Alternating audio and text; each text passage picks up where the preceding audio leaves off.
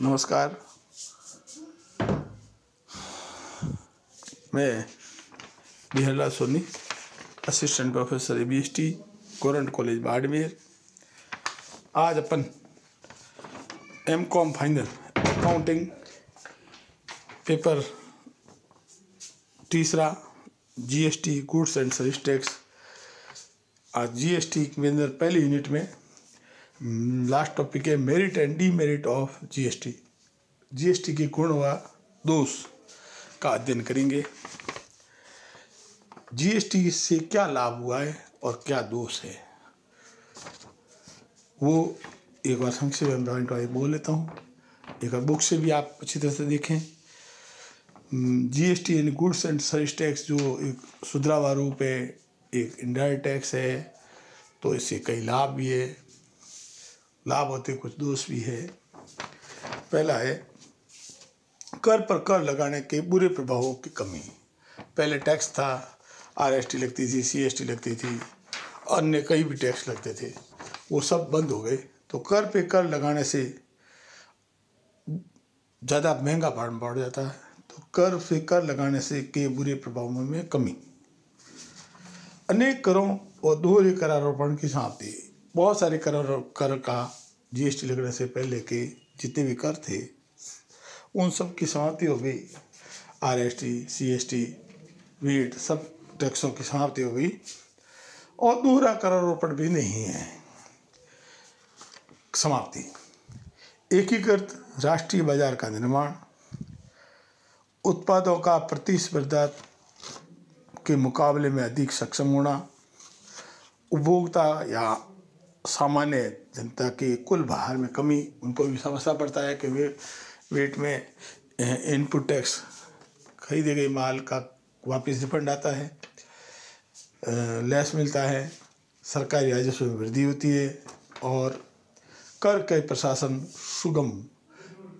बहुत सारे टैक्स के अलग अलग ऑफिस नहीं होकर GST बन गई और अलग अलग प्रशासन, कर का प्रशासन भी सुगम हो गया। आगे अपन पढ़ते हैं डीमेरिट ऑफ GST। GST के क्या अवगुण हैं, दोष है, क्या हानियाँ हैं।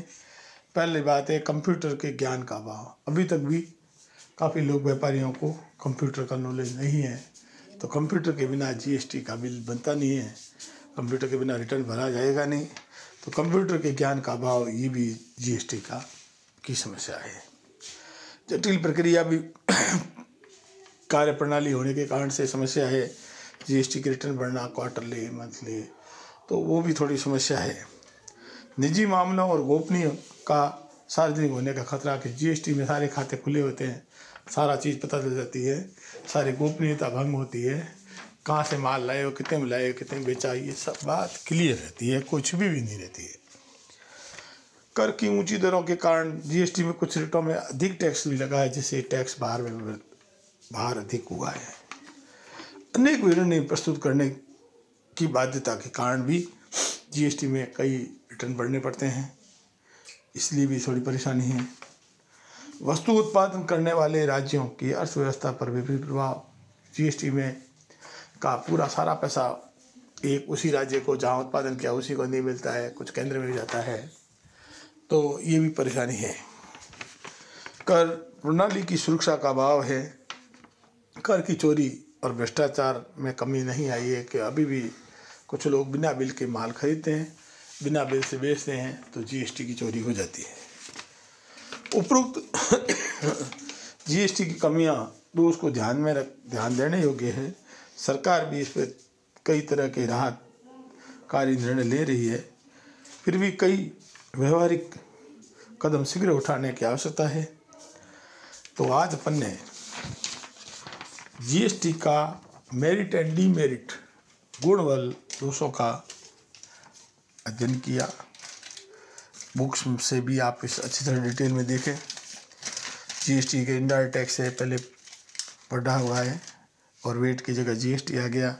एक इनडायरेक्ट टैक्स से वेट का सुधरा हुआ रूप है, तो इसके कई लाभ हैं और कई हानियाँ भी है।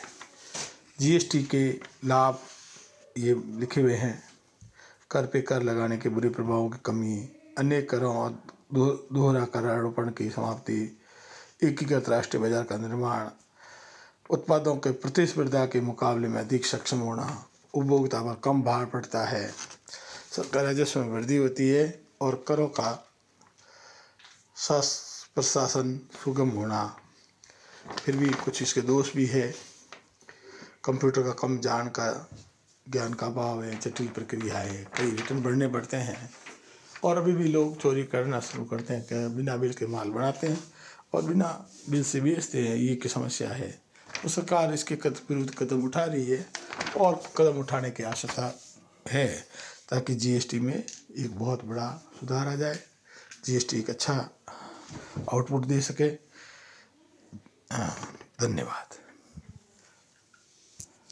इसको नोट कर लीजिए, ठीक है।